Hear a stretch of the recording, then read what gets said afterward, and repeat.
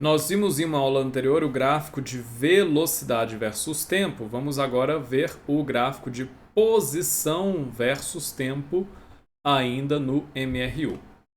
Novamente, nós podemos representar visualmente o movimento em MRU através de um gráfico. Só que dessa vez nós vamos fazer um gráfico de posição em função do tempo, ou posição versus tempo. E aí a gente pode escrever assim, x em função de t. Repara que aqui o x é caligráfico, enquanto aqui ele é um pouco diferente, né? Uma cruz. E da equação horária da posição no MRU, nós temos que x é igual a x0 mais vt, a equação horária do MRU. Ou ainda eu posso pensar como x é igual a vt mais x0. Eu só troquei os dois caras de lugar aqui, mas como eles estão somando, não fez muita diferença. Então x pode ser pensado como vt mais x0. Qual que é a vantagem disso? A vantagem é que nós podemos comparar essa equação com a equação da reta. Y é igual a mx mais n. Então repara que aqui o x não é a posição. Esse x aqui corresponde à variável independente ou abscissa, e aqui o y corresponde à variável dependente ou ordenada. Eixo vertical, eixo horizontal. A equação da reta geral é dada por y igual a mx mais n. Às vezes a gente escreve y igual a ax mais b. Eu vou escrever assim, mas é a mesma coisa. Então repara que nesse caso, comparando aqui, ó, a gente tem que o x corresponde ao y, ou seja, a posição corresponde à coordenada horizontal, vertical. O tempo corresponde à coordenada horizontal, a velocidade corresponde ao m e o x0, a posição inicial, corresponde ao n.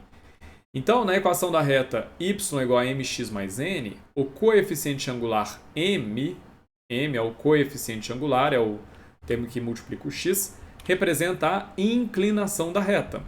E, por outro lado, o coeficiente linear n é o ponto que a reta corta o eixo vertical y.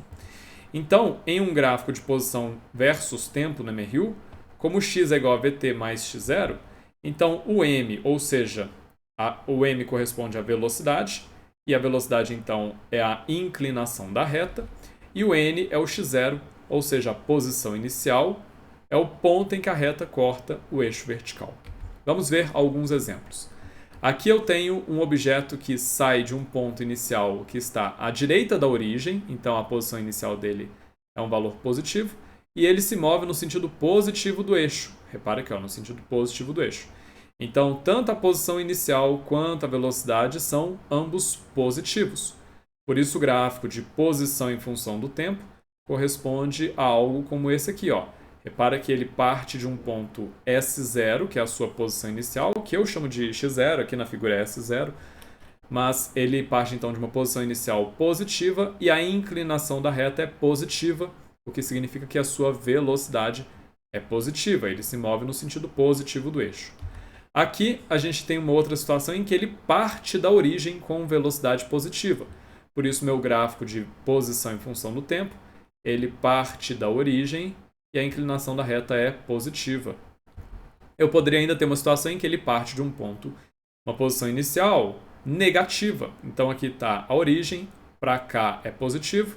Repare então que ele está numa posição inicial negativa, mas a sua velocidade é positiva porque ele se move para a direita, no sentido positivo do eixo. Então aqui no gráfico, o gráfico de posição em função do tempo, ele parte de uma posição inicial negativa e a inclinação da reta é positiva, porque ele se move no sentido positivo do eixo. Então repara que são três situações diferentes, com uma variação que é a posição inicial, e isso faz toda a diferença na hora de representar o gráfico. E repara que a única diferença foi a posição inicial. Se ele tivesse a mesma velocidade nos três movimentos, o gráfico de velocidade por tempo, nos três casos, seria o mesmo. Agora, eu posso ainda ter esse tipo de situação. Ó. O objeto parte de um ponto inicial positivo, mas se move no sentido negativo do eixo. Então, ele tem uma posição inicial positiva, mas a velocidade é negativa, então a inclinação do gráfico também é negativa. Eu poderia ter ele partindo da origem com velocidade negativa, então no gráfico ele sai aqui do zero e tem inclinação negativa. E por fim, eu poderia ter uma situação em que ele parte de uma posição inicial negativa e tem velocidade negativa, que seria este caso. Repare então que no total a gente tem 6 possibilidades, dependendo do sinal da posição inicial, se é positivo, negativo ou zero, e também dependendo da velocidade, se ela é positiva ou negativa. A gente ainda poderia ter um caso em que a velocidade dele é nula, e aí a posição dele seria constante em todos os casos, tá? Muito bem. Então, qual dos dois objetos no gráfico a seguir possui maior velocidade? Fala para mim. Laranja ou verde? O laranja possui maior velocidade porque a inclinação dele é maior do que a inclinação do verde. Então, esse daqui tem velocidade menor do que este. Beleza?